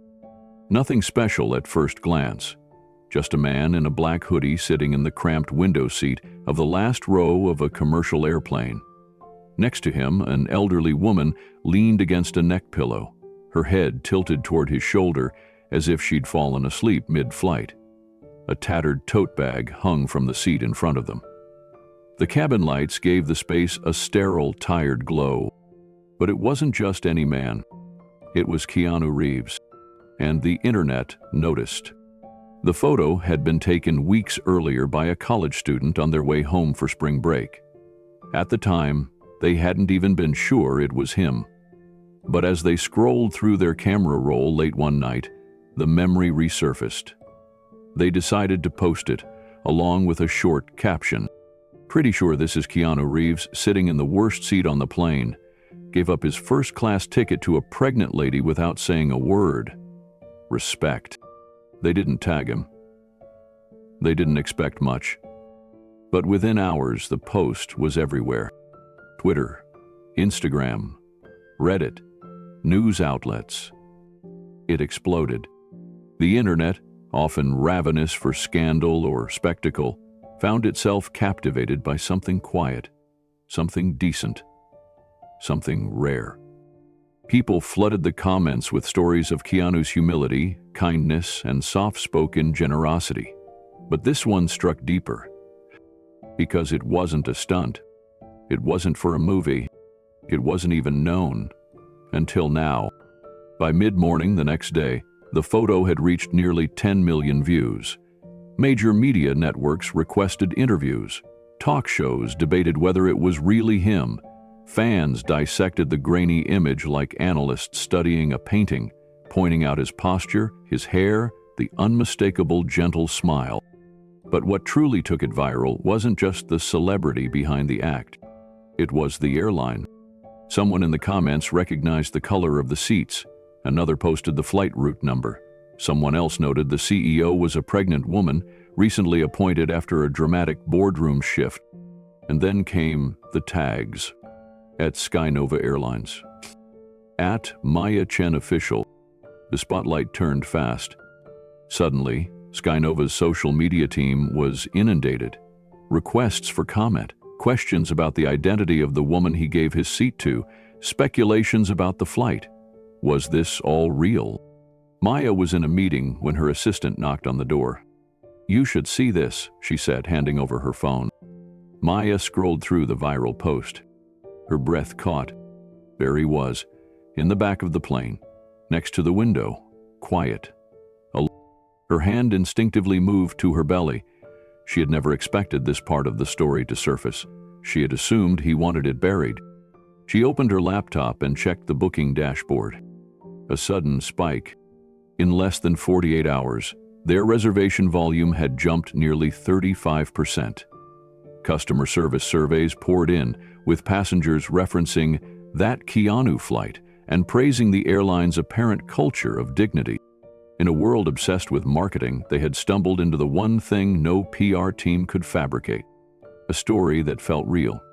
By the end of the week, the viral post had reached every major media outlet. Morning shows aired segments titled "The Kindness of Keanu" and "A Celebrity's Quiet Gesture That Changed an Airline." Anchors replayed the moment, despite having only one photograph and a few secondhand testimonials. No one had actual footage. But the story didn't need video. The mystery made it stronger. SkyNova's phone lines were flooded. Customers wanted to fly with a company associated with decency. Loyalty members emailed in, sharing their own memories of respectful flight attendants and quiet acts of kindness on red-eyes and layovers. Then the investors called. Members of the board, those who had previously doubted Maya, questioned her readiness and nearly handed the company away, now scrambled to appear aligned with her vision. One issued a statement praising her moral clarity in leadership. Another appeared on a business podcast saying, "We always knew Maya was the right choice." She didn't respond to either. She didn't need to. But the pressure mounted for her to do something public. A press conference, a joint interview, a television appearance with Keanu. Her PR team drafted statements, drafted invitations. But Maya deleted every one of them. She knew what this moment meant. and she knew Keanu wouldn't want to be pulled into it. Instead, she issued a single press release. It read, "At SkyNova, we believe that kindness is not a policy, it's a practice. It shows up when no one's watching, and it lives in the small choices we make every day. We are grateful to every employee and passenger who keeps that spirit alive. No further comment will be made." It was a mic drop without the ego. Behind the scenes, more offers flooded in. Airlines wanted partnerships. Documentary producers made inquiries. Even one late-night talk show offered to fly Maya and Keanu out for a feel-good interview special. But he never answered. Keanu didn't show up on talk shows. He didn't tweet. He didn't repost. He didn't accept any of the invites sent to his agent. In fact, he never said a single word publicly about what happened. And somehow, that silence made it louder. Because in a world where everyone races to the mic, his refusal to speak became its own kind of message. Back in his studio, Keanu sipped his tea and watched the storm unfold on screen. He clicked through a few headlines, then closed the browser. He didn't want to be the center of anything. He had offered a seat. That was all. But what he had received in return was far greater. Not attention, not fame, but clarity. The ripple effect of quiet goodness had traveled across boardrooms, through social media storms, and back into the lives of thousands. And yet, it all came back to one decision: to stand so someone else could sit. Weeks later, as the buzz finally began to settle, a package arrived at Keanu's studio. It was wrapped in plain brown paper, no return address. Inside was a SkyNova crew jacket, size medium, with a handwritten card tucked into the pocket. He read, "You'll always have a seat with us, M." He smiled and slipped it into the same box that held the letter, the boarding pass, and the memory of a flight that had changed far more than one company. It was early evening in Los Angeles, and the independent bookstore nestled on Melrose Avenue was unusually quiet for a Saturday. A soft jazz record played overhead, almost like a whisper against the hum of turning pages and distant footsteps on hardwood floors. Keanu Reeves stood in the back aisle, not far from the philosophy section. He wore a dark jacket, hands tucked into the pockets as he scanned a book titled The Quiet Mind. Its subtitle read, "Finding Strength in Stillness." He turned the pages slowly, eyes flicking over passages about resilience, self-restraint, and choosing silence not out of fear, but out of wisdom. He wasn't looking for answers, not exactly, just peace. He reached for another title when a small sound broke the silence behind him, a gentle click of something placed on a wooden shelf. He turned. There, resting neatly beside the book he had just put down, was a tiny toy airplane. Not the cheap plastic kind sold in gas stations. This one was handcrafted. Polished wood with silver-tipped wings. Delicate, thoughtful. And next to it stood Maya Chen. Her hair was pulled back into a low bun, a dark blazer wrapped around her figure, and in her arms a neatly folded jacket that looked familiar. She smiled. He blinked once, then smiled too. They didn't speak immediately. It wasn't awkward, it was just quiet. The kind of silence where both people know exactly why the other is there. "I didn't think I'd see you again," she said softly. "Same here," he replied. Maya glanced down at the wooden airplane. "I saw it in the window 2 blocks down," she said. "Figured it belonged here more than in a display case." Keanu picked it up gently, turning it in his hand. It was surprisingly light. "Did you carve it?" he asked. "No," she said. "But my mother used to collect these when I was little. I remember sitting on her lap at the gate, watching real planes take off, and her saying, 'One day you'll fly higher than all of them.'" He nodded. She was right. Maya's eyes softened. "I almost gave up, that day. Before the flight, I thought maybe I'd failed my father, failed the company. I never told you that. You didn't need to." She looked around the aisle, at the shelves lined with books people might never read, stories people might never hear. then back at him. "You didn't just give up a seat," she said. "You gave me space to breathe. That's what made the difference." He said nothing, just listened. Maya reached into her jacket pocket and pulled out a folded sheet of paper. She hesitated, then handed it to him. He unfolded it carefully. It was a birth announcement. A simple card. Name, Lily Sky Chen. Born, 3:47 a.m. Weight, 6 legs, 11 oz. Mother and daughter healthy. Beneath it, handwritten in pen, she took her first breath on a SkyNova plane. Keanu stared at the note, then at her. "Didn't wait?" he asked. Maya laughed softly. "Of course not. She came during a night flight to Dallas. Crew helped me through it. There's a new rule now. No third trimester travel without backup landing options." His smile widened. "Sounds like policy written in real time." "It was," she said. "And that's not all." Maya tucked her hands into the pockets of her coat and leaned slightly against the bookshelf, watching as Keanu carefully folded the birth announcement back into its original creases. "There's a mural now," she said, her voice low but warm. "At our main terminal in San Francisco." He raised an eyebrow. "A mural?" She nodded. "Of the sky.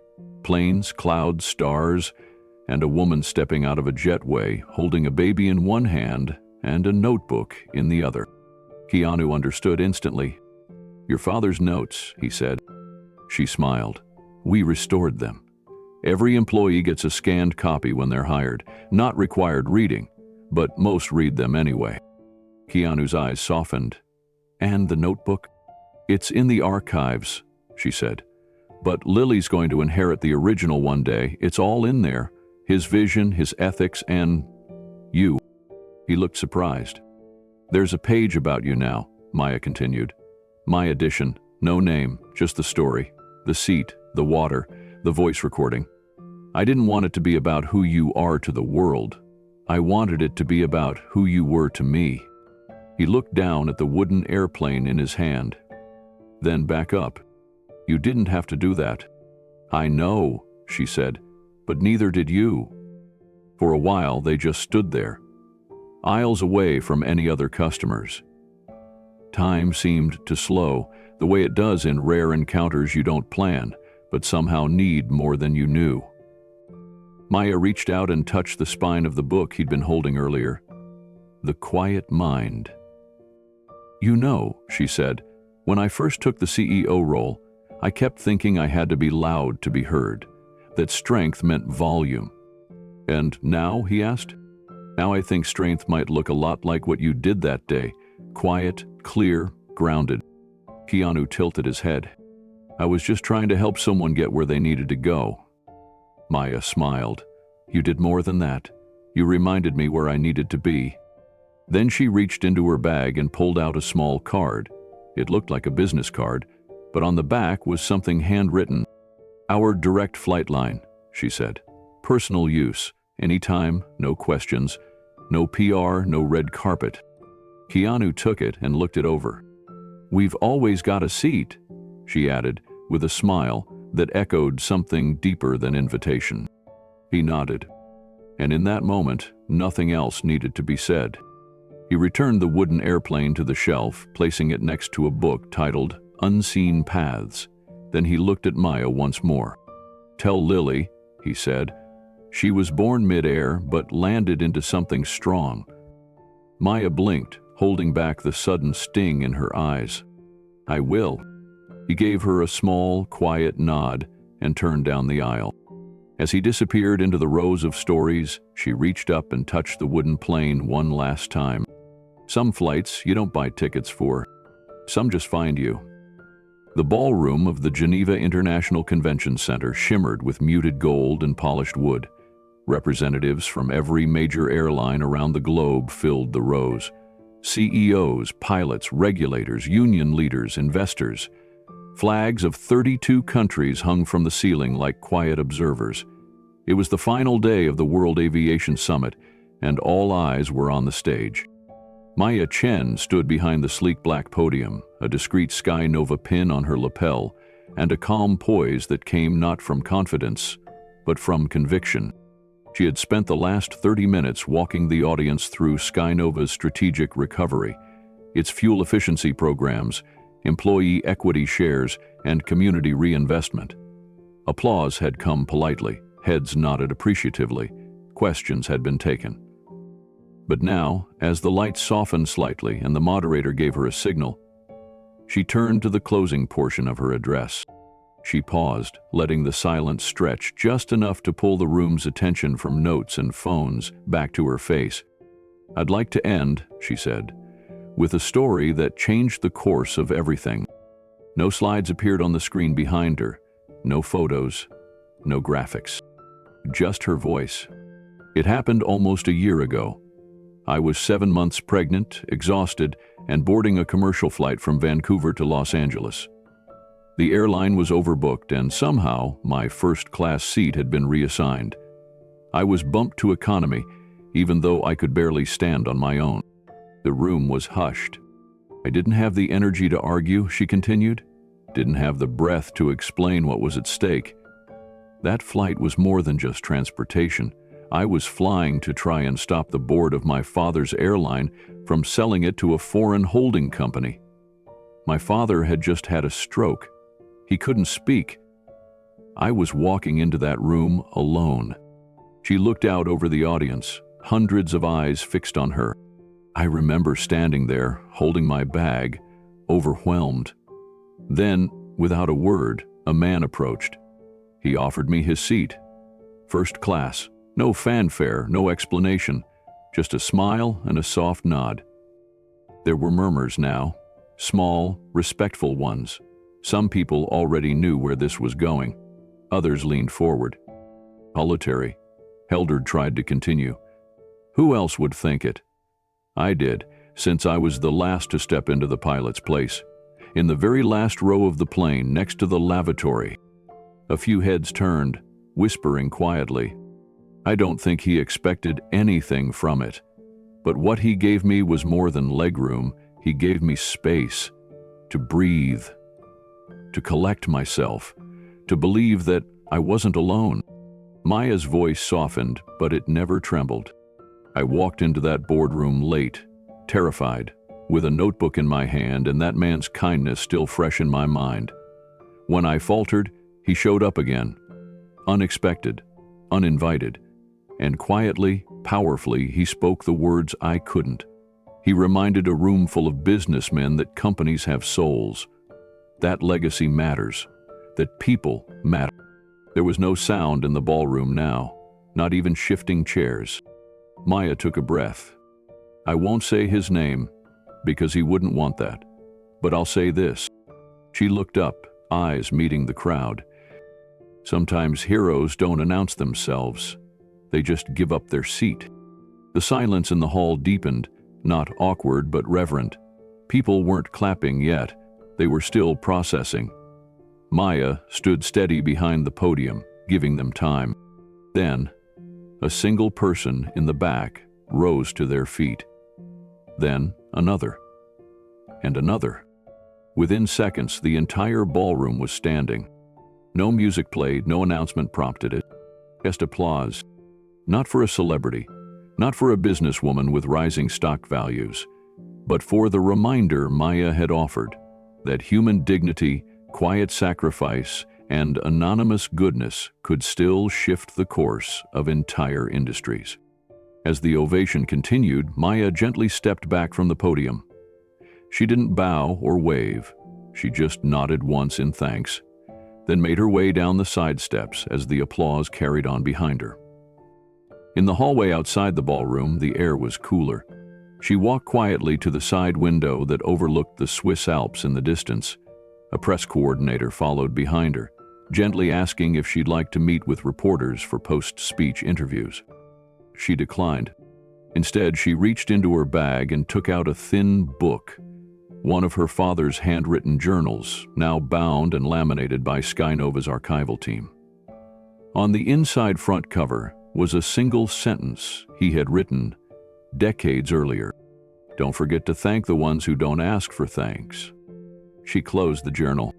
Back in the conference room, a European aviation executive approached the moderator and asked privately, "Was she talking about Keanu Reeves?" The moderator smiled. She never said, but the story had spread long before Geneva. It lived on in employee circles, in quiet company meetings, in airport lounges where new hires whispered to one another about the man in the back of the plane. It wasn't gossip. It was folklore. Modern-day myth, grounded in one very real act of kindness. Later that evening, Maya returned to her hotel. Her daughter Lily was already asleep, curled up under a small blanket in a travel crib. A SkyNova stewardess, on her day off, had offered to babysit during the keynote. Maya changed into her slippers, poured herself a glass of tea, and sat beside the window with her laptop. She opened her email, where dozens of congratulatory messages waited. Investors, fellow CEOs, editors from major magazines. One message stood out.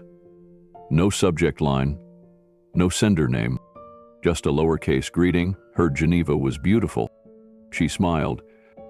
There was no signature, no follow-up. She didn't need one. She replied simply, "There's always a seat for you." Then she powered down the laptop and slid it aside. Outside the window, the city of Geneva shimmered in warm golden lights.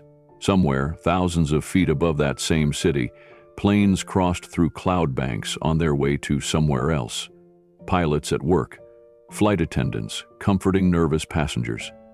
People beginning journeys they didn't know would change them. And maybe, on one of those flights, someone somewhere stood up so that someone else could sit down. The image fades in with the soft hum of airport chatter, a distant boarding announcement echoing across a wide terminal.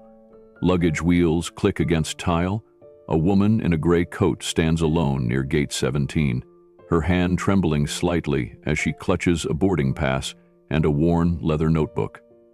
The camera lingers on her face, Maya's eyes red from a sleepless night, her fingers unconsciously tracing the edge of her father's notes. A voice enters softly. Calm. Steady. Keanu Reeves. You never know what someone's carrying. The screen shifts to a memory. The moment she was bumped to economy. The airline employee's polite apology. The way Maya tried to hold her tears in until she turned away. And then, the soft gesture. A man stepping forward without a word, handing over his seat. No explanation, no insistence, just a nod. For what you might be saving, just by being kind. The scene flows into the cramped last row of the plane. Keanu sits shoulder to shoulder with an elderly woman wearing a colorful scarf. He helps her lift her bag into the overhead compartment. She pats his arm and thanks, not knowing who he is. He smiles anyway. Cut to Maya in first class, unfolding the tray table with one hand and pressing her father's notebook to her lap with the other. She's scribbling ideas, scribbled rewrites of a speech she may never give. Her lips move silently, practicing the words that are clawing at her heart. The narration continues. We live in a world that rewards noise, but it's often in silence that the real work is done. Now we're in the air. The delay, the tension in Maya's face as she checks her watch again and again, the blurry view through the oval window, her rising panic, the helplessness, the whispered prayer she never says out loud. And in the moment near the economy restroom, she walks past rows of sleeping passengers. Keanu stands quietly, bottle of water in hand. You okay? She nods, surprised by the gesture. He offers his phone. No introduction, just help. I've found, the voice says, that grace doesn't ask for attention. It shows up, quietly, when it's needed most. The scene flickers forward to the boardroom, men in dark suits, Maya's trembling voice trying to hold its ground, the hostile investors smirk, the cold announcement of the vote. And then Keanu, walking in slowly, calm, unshaken. You can replace a CEO, but you can't replace a company's reason for existing. The room listens. Maya watches. Silent tears fall. I've seen people give speeches in front of cameras, and I've seen people speak truth when no one's looking. The second one? That's the one that lasts. Images glide by. A hospital room. A frail hand reaching for Keanu's. A voice that trembles with age. What you did, that's what my company stands for. A folded letter. A man alone in his studio, reading the story of a stranger giving shelter during a storm in 1976. The story of a founder who believed kindness was a kind of currency that never lost value. Keanu closes the letter. You never know when kindness comes full circle, but it always does. We shift to a quiet office. A check is being written, unsigned, unbranded. It's placed into an envelope and handed to a courier. The destination? SkyNova's Employee Trust Foundation.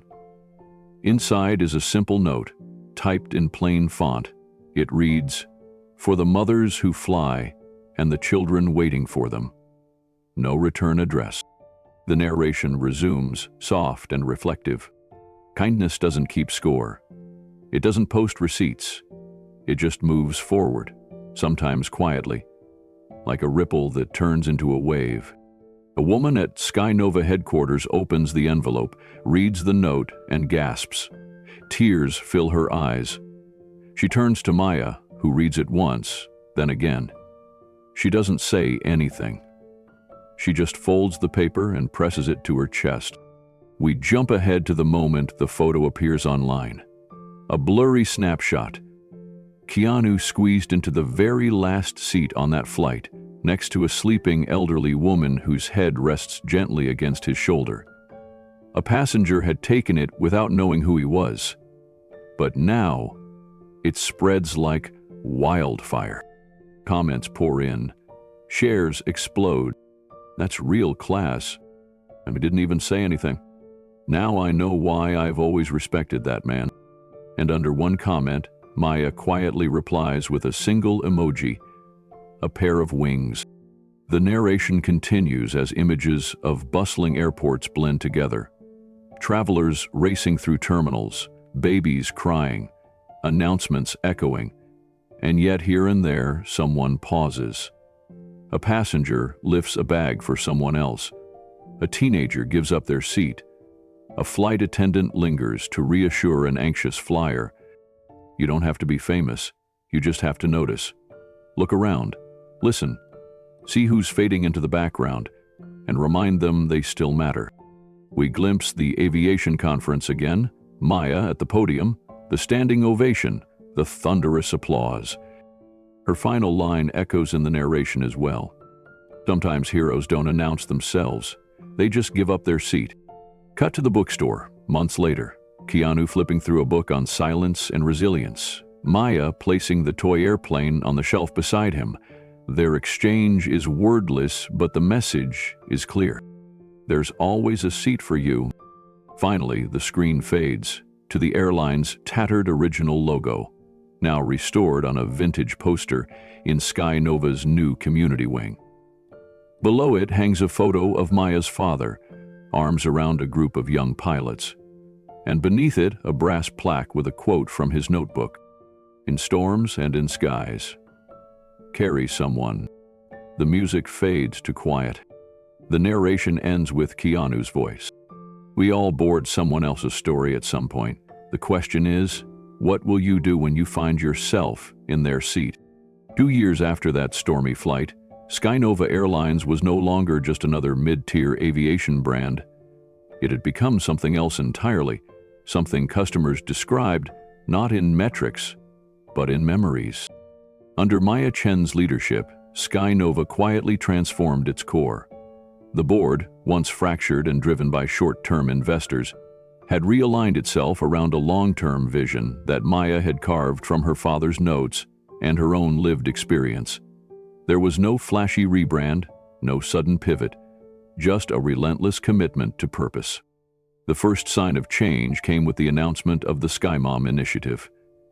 Every SkyNova airport now included a wellness suite for expectant mothers and caregivers. Inside were rocking chairs, private nursing rooms, quiet meditation corners, and on-call assistance for travelers with special needs. No PR stunt, just dignity. Flight attendants underwent new empathy-based training, designed not by consultants, but by former SkyNova employees who had raised children while working long shifts. Each training session began with a reading from the journal Maya's father had once written, the same pages she'd carried onto the flight that changed everything. Next came the route shifts. Maya's sustainability division quietly mapped which destinations could reduce fuel burn without sacrificing coverage. SkyNova invested in hybrid fuel technologies, not because it earned headlines, but because it aligned with a deeper belief that the skies should remain open for the next generation. Passengers noticed the difference, not in luxury, but in warmth. Pilots greeted children by name when boarding. Cabin crews shared stories, handed out origami airplanes folded during downtime, and made space in overhead bins for a diaper bag without being asked. It wasn't that SkyNova became the biggest airline, it became the most trusted. And behind it all was Maya. Calm, centered, never chasing attention. Her speeches were rare, and when she gave them, they always returned to one phrase: flight is personal. In a quarterly investor call, a young analyst once asked Maya what had prompted the airline's cultural rebirth. Maya smiled, then glanced at the small brass airplane sitting on the shelf behind her. She didn't explain. She didn't have to. Meanwhile, across the city, Keanu Reeves sat in his studio, watching from afar. News articles occasionally crossed his path, features about SkyNova's employee fund, or a glowing op-ed about how the company had transformed layovers into moments of rest instead of stress. He never commented, never reposted, but every once in a while, he'd book a flight. Always with SkyNova. Always economy. One morning in the Denver terminal, a mother sat quietly near gate 32. She held a baby against her chest and rocked gently. She looked worn, dark circles beneath her eyes. Her suitcase barely held together with duct tape. A SkyNova agent approached and handed her a small envelope with her name written in careful cursive. Inside was a boarding pass, upgraded to first class. She looked up, startled. "Courtesy of our SkyMom program," the agent said gently. "Someone's already taken your original seat." That seat, in the last row, stayed empty for the duration of the flight. These stories began to ripple across forums and family blogs. Passengers found books tucked into seat pockets with handwritten notes. Some read, "This book got me through a hard time. Maybe it'll help you too." Others simply said, "You matter." The airline didn't track these moments. They didn't post them online. But they kept happening. SkyNova also became the first airline to launch the Echo Programa partnership with inner-city schools and rural youth centers. The program gave students free exposure to aviation careers, hands-on simulations, and mentorship from pilots and engineers. Maya personally visited the first group of students. They gifted her a hand-painted banner that read, "Thank you for lifting us." Meanwhile, the Trust Fund for Single Mothers in Aviation, originally seeded anonymously, quietly grew into a national nonprofit. It offered grants, housing assistance, and tuition coverage for children of flight attendants, gate agents, and crew. The board voted to name the foundation after Maya's mother, Maya Chen. At the dedication ceremony, Maya stood silently beside the plaque. She placed her hand over her heart, then whispered, "Thank you," not to the cameras, but to the sky. Occasionally, someone would ask her about the turning point, when the company truly changed. She never gave the full story, but in one quiet interview with a local podcast, Maya said something that echoed long after the episode ended. "Sometimes you need someone to believe in you without asking for anything in return. That's where you find your compass." Back in Los Angeles, Keanu walked through a terminal, ball cap pulled low. A child bumped into him while running toward their gate, and Keanu steadied them with a smile. The mother mouthed, "Thank you." She didn't recognize him. He didn't mind. He paused at a SkyNova poster on the wall, an ad for the Echo program. The image showed a group of kids around a simulator, one of them beaming with wide eyes and pilot wings pinned to his jacket. Below it were just 4 words, "Where skies stay open." He looked at the poster for a long moment, then walked toward his gate. Still no fanfare, still no statement, but from a quiet act on a crowded flight, an airline had rediscovered its soul. The day was quiet, the sky brushed with pale clouds, and a faint wind carried the scent of jet fuel and old metal. Keanu Reeves walked slowly through the rusted gate of a regional air museum just outside San Bernardino. It was far from the buzz of LAX or the polished glass towers of corporate aviation. This place was different, forgotten by many, but kept alive by volunteers and memory. The hangar creaked slightly as he stepped inside. Sunlight spilled through dusty panes overhead, spotlighting the centerpiece of the space, the original SkyNova aircraft, tail number 1A Nova, perched on worn landing gear. Its paint was faded. The blue stripe along its belly had dulled to gray, but the name? SkyNova, still curved along the fuselage in hand-stenciled letters, proud and unflinching. Keanu didn't speak. He didn't need to. He moved closer to the aircraft, the soles of his shoes echoing gently across the concrete floor. There were no crowds, no cameras, just the hum of silence and the slow tick of a clock on the wall that no longer kept time. He ran his fingers across the metal skin of the plane, stopping at the logo, barely visible now, brushed with decades of dust and weather. His hand rested there, motionless. Then, almost as if whispered to himself, he spoke. Not every journey ends where you thought it would, but sometimes it ends exactly where it should. His words hung in the air, not like a conclusion, but like a doorway left open. Behind him, pinned to a corkboard on the far wall, were black and white photos of the airline's early days. One showed Maya's father, barely 30, beaming beside a group of young mechanics. Another showed the very same aircraft behind him now, lifting off a dirt runway with no tower, just determination. Keanu studied the faces for a moment.